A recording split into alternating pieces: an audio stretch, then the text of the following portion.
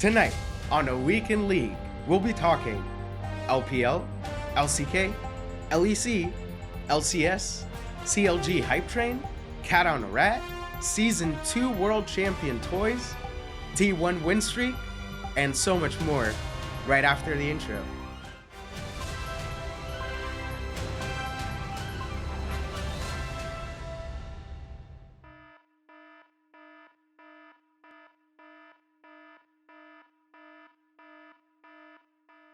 Welcome to A Week in League, where we cover League of Legends esports around the globe from all 4 major regions.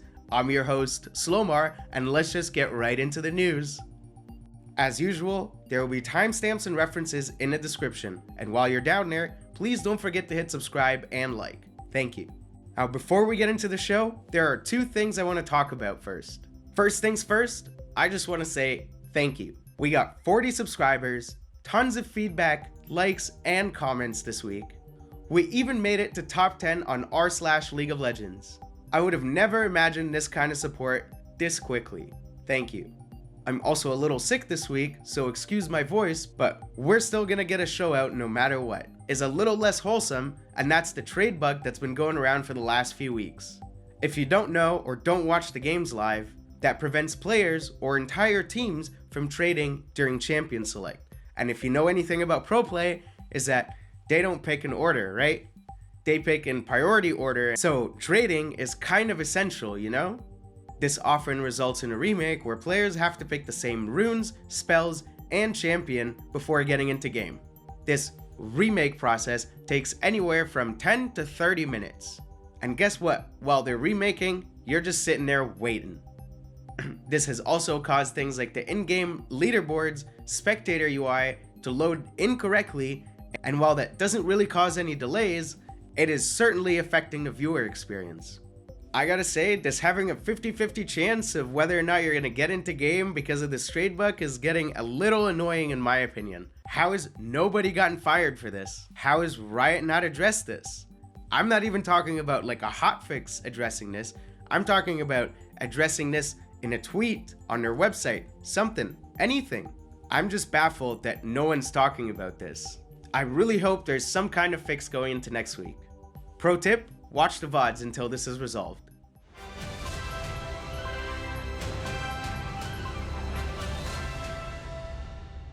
JDG and V5 are now the only undefeated teams in the LPL. V5 is still on the roll with their mid laner Dream. Now, it is rumored that mid laner Rookie is out because his dad died. However, with the current travel and quarantine restrictions, I don't think he'll be back for another couple weeks. I expect the team to slot back Rookie as soon as possible. And while Dream had some impressive performances on week 1, he's been serviceable so far. I'm excited to see what this guy could do next split, maybe on another starting roster? We'll see. He ain't no rookie though. RNG, our MSI champions, just dropped their first series in the LPL, but this week we're going to be taking a look at TES, and more specifically, their top laner, Wayward. Wayward had an impressive week, continuing the 4-win streak in the LPL. Not only was he crowned Player of the Week, he was also crowned Rookie of the Week. TES has 1 loss on record, and it's in week 1 against JDG. You know, the #1 undefeated team in the LPL right now. Other than that, TES have been rock solid, man. This week, they go up against LNG and the Doinb show. And while LNG is no longer undefeated, Doinb is still putting on carry performances from week to week. He still leads the player of the game standings with 5 awards under his belt so far. Let's take a look at the other players of the week. EDG's on the board with mid laner Scout and AD carry Viper. TES has top laner Wayward and jungler TN. Ultra Prime support Chelsea rounds out the top 5 for this week. Here's a clip shared by the LPL of the top 5 plays this week.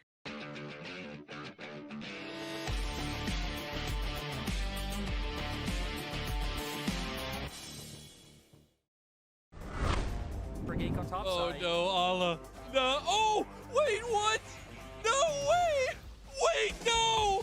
This is the most big brain play I've ever seen in my entire life! Oh my god, they're bringing him too. They know though the ward will spot out Yaga, but they're gonna go for this. This is a dive in the durability patch at 3.5 minutes. They get Aki as the electrocute comes down. Shanji will not go down. The tower shots are huge. Kanavi getting the last one, and they beautifully execute that tower dive. That minion wave is gigantic, and JDG come out 2-0. They just go straight for the engage. Tarzan has to use the Crescent Guard already. He's still caught out though. They're doing so much damage, and the cast comes through, but it separates them. A killer instinct from Abel! He goes straight in. He's got the GA available as well. He goes down, but OMG, they might have just found the fight. Cold is down, but Allah is in the back line. Does it matter? No, it doesn't. Where were you when OMG got their first series win in Summer Split? They take the fight against LNG, and they are dominating this game. To watch the top 2 plays, head over to the LPL Twitter or YouTube page. Links are always in description. And this leads us right into Game of the Week. And this week, it may not be top teams, but it's an LPL classic, that's for sure. And that's RA versus Ultra Prime. The series had impressive performances from the Ultra Prime bot lane, more specifically, their support Xiaoxi. This series ended up going to Ultra Prime, and it was definitely a fun series going all the way up to 3 games. Worth a watch in my book. Let's take a look at the LPL standings after week 3. We still got JDG and V5 tied for first place, with TES, EDG, LNG, Anyone's Legend, Weibo Gaming, RNG, Ultra Prime, and OMG to round out the top 10.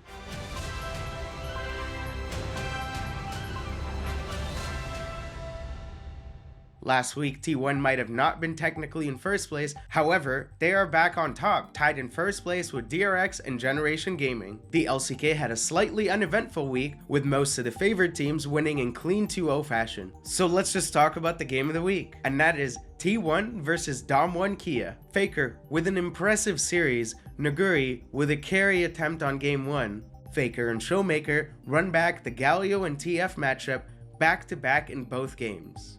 There's not much else to say about this series. It was a 2-0, but it's definitely worth a watch. Here's a look at the LCK MVP standings and the Summer Split standings. As you can see, there's a 3-way tie between DRX, T1, and Gen G. DK, LSB, NS, KT, KDF, HLE, and BRO round out the top 10 in that order. Tune in next week for a recap of week 3 in the LCK.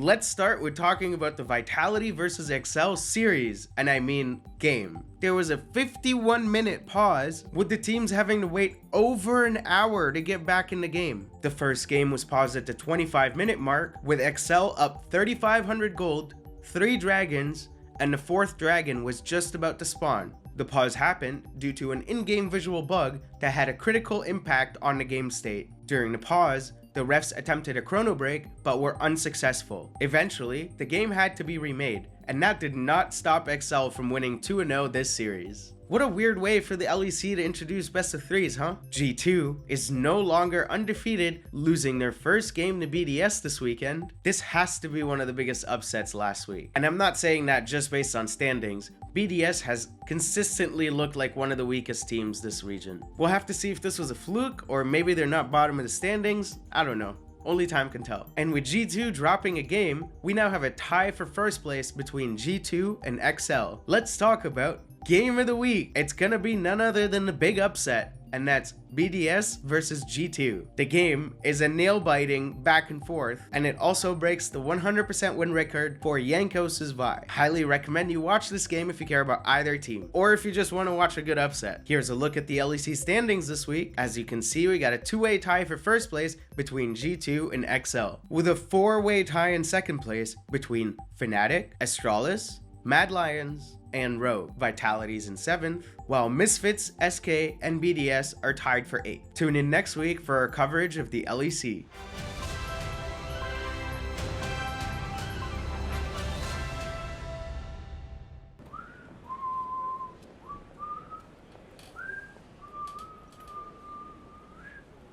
Oh wait, didn't see you there.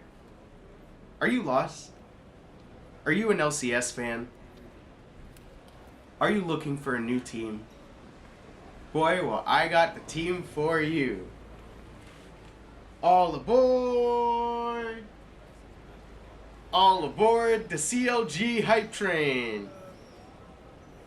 Chugga chugga chugga chugga chugga chugga chugga chugga chugga chugga chugga chugga chugga chugga chugga.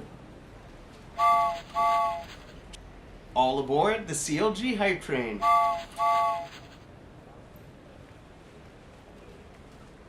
Yes, ladies and gentlemen, CLG is still in first place. Choo choo! They dropped their game against Flyquest and won their game against the defending champions EG. TL, while also still in first place, has dropped a game to TSM this weekend and won their other game against Flyquest. Dignitas support Biofrost managed to grab his 200th career win this weekend in the LCS. Now, let's pretend that this is Hotline League, because I'm about to put my hot take in right now. And that is, CLG will go 2-0 next week. And I know they're going up against TL and C9, but I still think they're going 2-0. I know this might be a little too spicy, but it's what I'm serving this week. C9's jungler Blabber is the player of the week after going 2-0 with the main lineup. Yeah, Sven and Berserker win, and they looked pretty good. Here are the player of the game awards given on day 1.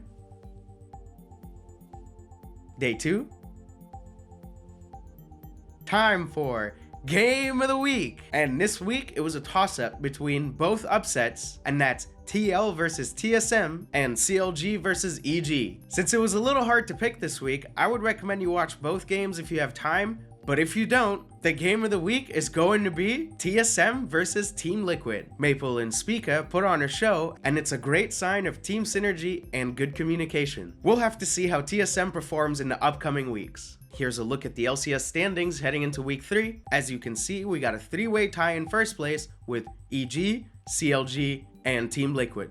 And I still can't believe that CLG is in first. 100T in fourth, a 4-way tie in fifth between C9, Flyquest, Golden Guardians, and TSM. Dignitas and Immortals are tied for 9th place. Tune in next week for our coverage of the LCS, and we'll see if CLG can stay first.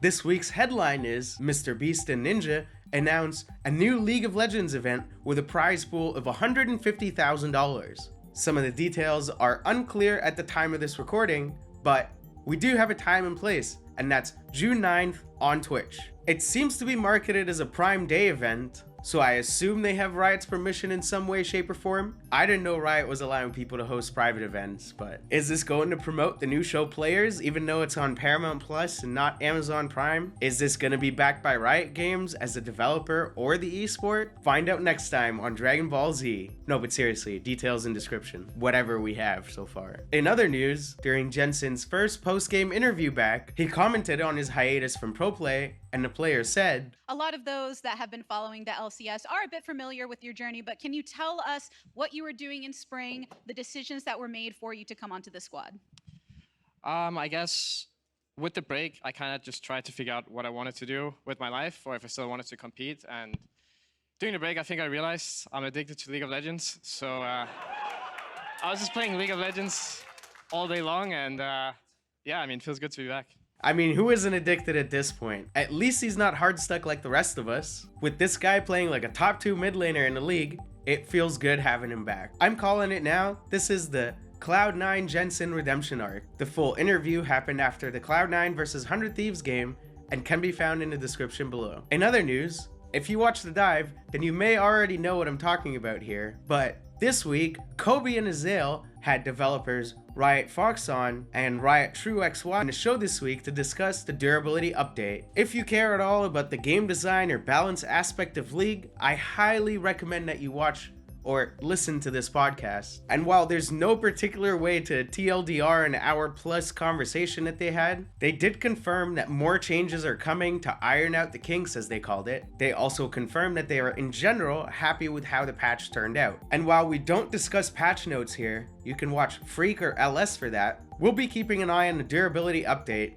Maybe we'll take another look by playoff time. Things would have definitely settled down by then. In other news, this is LCK related, but we're going to talk about it here anyways. After going 2-0 last weekend, T1 now holds the longest winning record in the LCK, and that's 24 games in a row. They broke the record, which was held by SK Telecom 1, which is just the old T1. Crazy. There's an article in description that goes over this in more detail. In other news, here's a cool clip of Kcorp Rekkles' new team in the LFL lifting a trophy in front of 11,000 league fans. Yeah, it's crazy. Tenu par la Kcorp des European Masters. Triple champion. Profitez-en, les gars. Faites ça avec votre public.